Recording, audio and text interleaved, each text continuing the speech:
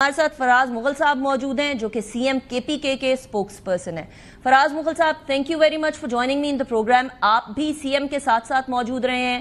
D G P D M میں سے تھوڑی دیر پہلے میری گفتگو ہو رہی تھی اور D G P D M میں یہ کہہ رہے تھے کہ این ڈی ایم اے کے ساتھ کوآرڈینیشن چل رہی ہے، but at the same time اس ٹائم پر کے پی کے کی حکومت ایک بڑے مشکل صورتحال میں، اور وہ اس لیے مشکل صورتحال میں ہے کیونکہ یہ نیچرل ڈیزاسٹر ہے۔ نیچرل ڈیزاسٹر سے نبردآزما ہونا کسی بھی حکومت کے لیے بڑا ہی چیلنجنگ ہو جاتا ہے۔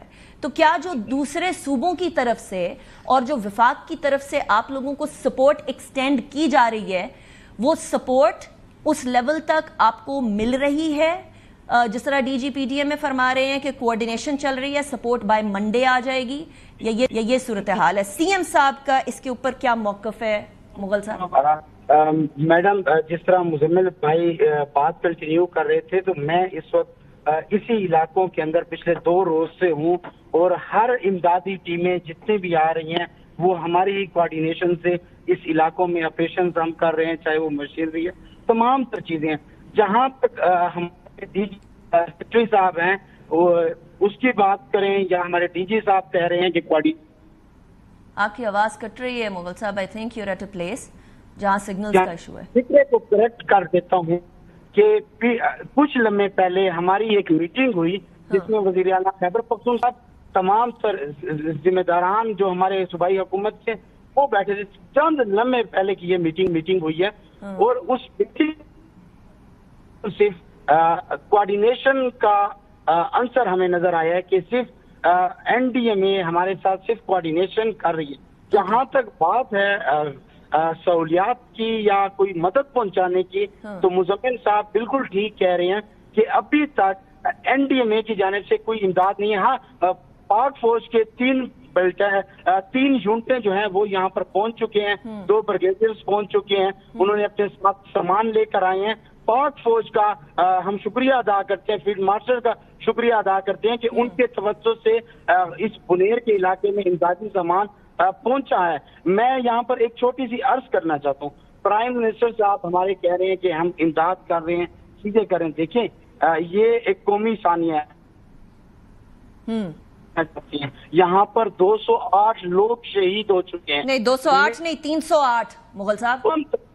لوگوں سے صرف ایک ہی درخواست ہے۔ دیکھیں، یہاں پر یہ نہیں چاہیے تھا کہ ہم لیٹر کرتے یا وہ لیٹر کرتے، حق تو یہ تھا کہ جس طرح پورے ملک سے رضاکار اس وقت گنیر کے اندر موجود ہیں، تو وفاقی اداروں کے لوگ بھی یہاں پر موجود ہوتے۔ مشینری جو ہمیں سب سے زیادہ ضرورت تھی، ہم نے باقاعدہ طور پر لیٹرز بھی کیے، چیزیں بھی کی، اور مشینری ہمیں درکار تھی، وہ حق تو تھا وہ پہنچ جاتی۔ ابھی این ٹی ایم اے نے ہمیں کہا ہے کہ ہم منڈے کے دن فلاں سامان یہ بتائیے گا فراز مغل صاحب، مجھے یہ بتائیے گا، ہم ان کی شکریہ ادا کر رہے ہیں۔ ٹھیک ہے، اوکے، مجھے یہ بتائیے گا کہ امیر مقام صاحب کو یہ رسپانسبلٹی دی ہے وزیر اعظم صاحب نے کہ وہ جگہ جگہ جائیں اور اسیس بھی کریں، ان سے ملاقات ہوئی، بات ہوئی سی ایم صاحب کی؟ کوئی وزیر اعظم سے تو بات ہو گئی ڈائریکٹلی، لیکن ان سے بھی ہوئی امیر مقام صاحب سے یا نہیں؟ دیکھیں، امیر مقام صاحب فیڈرل کے ساتھ ان کا تعلق ہے، یہاں پر صوبے میں تمام تر ضلعی انتظامیہ ہے،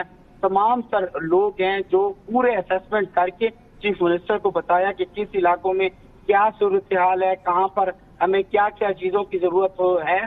اس وقت بھی چیف منسٹر صاحب نے کہا ہے کہ جتنے بھی گھر بشمار ہو چکے ہیں، جتنے بھی گھر گرے ہیں، یہ پوری کی پوری نئی آبادیاں بنائیں گے۔ پاکستان کی تاریخ پہلی مرتبہ ایسا ہوگا کہ کوئی ڈیزاسٹر آنے کے بعد کوئی حکومت اون کرے اپنے لوگوں کو۔